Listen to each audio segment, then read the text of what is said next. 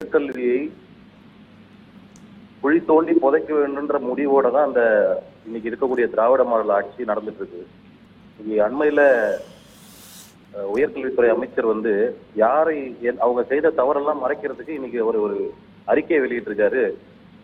தமிழக அரசின் மீதும் முதல்வர் மீதும் பொய் குற்றங்களை நம்ம சுமத்துறோம்னு சொல்லி 11 அரசு கலைக்கல்லூரிகள் திறந்திருக்கிறேன்னு சொல்றாங்க. அவங்களோட அந்த 11 அரசு கலைக்கல்லூரிகளோட நிலைமை என்னன்றது, அது எங்க ஃபங்க்ஷன் ஆயிட்டு இருக்குது, எல்லா டெம்பரரி பில்டிங்ஸ்ல எத்தனை காலேஜ் ஃபங்க்ஷன் ஆயிட்டு இருக்குது, இந்த விவரத்தை எல்லாம் ஒரு அறிக்கையில சொல்ல முடியுமா அவரால்? தமிழக மக்கள் இதெல்லாம் பார்த்துட்டு இருக்கிறாங்கன்ற கொஞ்சம் ஒரு பயமும் இல்லாம இப்படி வெளிப்படையா ஒரு அறிக்கைய தமிழகத்தினுடைய உயர்கல்வித்துறை அமைச்சர் கோவி செழியன் அவர்கள் வெளியிட்டிருக்கிறார். இங்க இருக்கக்கூடிய குன்னூர்ல கவர்மெண்ட் ஸ்கூல்ல நடக்குது. அங்க இருக்கக்கூடிய அரசு கலைக்கல்லூரி கவர்மெண்ட் ஸ்கூல் பில்டிங்க அப்படியே அரசு கலைக்கல்லூரியா மாத்தி இவங்க ஆர்ட்ஸ் காலேஜ் திறந்திருக்கிறோம்னு சொல்லி பெருமை பேசிட்டு இருக்கிறாங்க.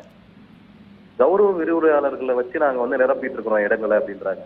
யூஜிசி நாம்ஸ் பிரகாரம் கெஸ்ட் லெக்சருக்கு கொடுக்க வேண்டிய சம்பளம் எவ்வளவு, தமிழக அரசு கொடுக்கக்கூடிய சம்பளம் எவ்வளவு? இன்னைக்கு இருக்கக்கூடிய 8000 அரசு உதவி பேராசிரியர்கள் பணி நியமனத்தை 2015 இருந்து தமிழக அரசு நடத்தல. இவங்களோட தேர்தல் வாக்குறுதியா இருந்தது அந்த 4000 உதவி பேராசிரியர்கள் பணியிடங்களை நாங்கள் உடனடியா ஆட்சிக்கு வந்த உடனே நாங்க அதை நிரப்புவோம் அப்படின்னு சொல்லியிருந்தாங்க. இன்னைக்கு 2025 நம்ம இருக்கோம். இன்னைக்கு வரைக்கும் அதுக்கான அரசாணை வெளியிடுறாங்க. அதுல ப்ராப்பரான ரோஸ்டர் சிஸ்டம் ஃபாலோ பண்றது கிடையாது.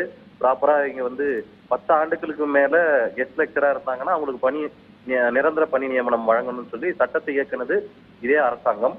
ஆனா இன்னைக்கு அந்த கெஸ்ட் லெக்சரர்களுக்கான 10 வருஷம் அந்த சட்டத்தை ஃபாலோ பண்ணாம நோட்டிபிகேஷன் விட்டா கேஸ் போட தான் செய்வாங்க. இன்னைக்கு 54 வழக்குகள் நிலுவையில் இருக்குது. அதனால எங்களால இன்னைக்கு பணியிடங்களை நிரப்ப முடியலன்னு சொல்லி பொய்யான காரணங்கள் இதெல்லாம் என்ன காரணம் சொல்லி தப்பிக்கலான்றதுக்காக இந்த மாதிரி காரணங்களை மேற்கோள் காட்டியிருக்காங்களே தவிர உண்மையிலேயே இது காரணம் இல்ல.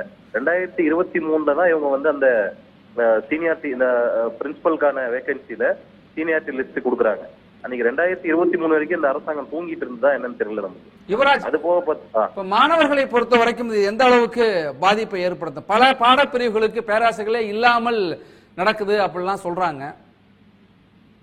இன்னைக்கு தமிழகத்துல இருக்கக்கூடிய ஆர்ட்ஸ் அண்ட் சயின்ஸ் காலேஜஸ்ல இன்னும் சொல்ல போனா லா காலேஜஸ், ப்ரொஃபஷனல் கோர்சஸ் மாதிரி இருக்கக்கூடிய லா காலேஜ், இன்ஜினியரிங் காலேஜ் வரைக்கும் இதனுடைய தாக்கம் இருக்குது.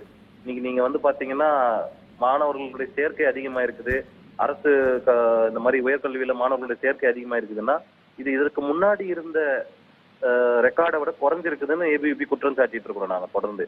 இதுக்கு முன்னாடி 2018, 19 இந்த மாதிரி காலகட்டங்கள்ல இருந்த எண்ணிக்கையை விட இன்னைக்கு இது குறைஞ்சிட்டு இருக்குது அப்படின்னு தான் நாங்க குற்றம் சாட்டிட்டு இருக்கிறோமே தவிர இன்னைக்கு அரசு கலைக்கல்லூரியில மாணவர்கள் அதிக நிலையில சேர்றாங்கன்ட்டு அந்த டேட்டாவை வச்சுதான் இவங்க விளையாடுறாங்களே தவிர அங்க இருக்கக்கூடிய கல்வியின் தரம் எந்த அளவுக்கு இருக்குது, அதே போல அங்க மாணவர்கள் போகக்கூடிய போக்குவரத்து வசதிகள், அங்க இருக்கக்கூடிய இன்ஃப்ராஸ்ட்ரக்சர், இந்த மாதிரி விஷயங்கள், இந்த குறிப்பா சொல்ல இந்த நான் முதல்வன் திட்டம்ன்ற ஒரு திட்டத்தை கொண்டு தமிழகத்துல இருக்கக்கூடிய ஒட்டுமொத்த உயர்கல்வியினுடைய தரத்தையும் குறைச்சிட்டு இருக்கிறாங்க. நான் முதல்வன் திட்டத்துல மேல இவங்க எம்பசிஸ் பண்றதுனால அங்க இருக்கக்கூடிய கெஸ்ட் லெக்சர்ஸ் வச்சு கிளரிக்கல் வேலை தான் பாக்குறாங்களே தவிர கிளாஸ் எடுக்கிறதுக்கான வேலைகளை இவர்கள் பார்ப்பதே கிடையாது.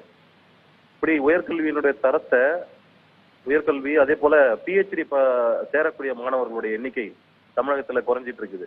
இதையெல்லாம் நாங்க தரவுகளோட பொதுவெளியில வச்சிருக்கோம். ஆனா அந்த அரசாங்கம் அதை பத்தி எல்லாம் கொஞ்சம் கூட கவலைப்படாம வெறும் இந்த மாதிரி திட்டங்கள் வச்சு விதவிதமா பேர் வைக்கிறாங்களே தவிர அதற்கு உரிய நடவடிக்கை இந்த அரசாங்கம் எடுத்திருக்குதா அப்படின்னு பார்த்தா எந்த விதமான நடவடிக்கையும் எடுக்கல.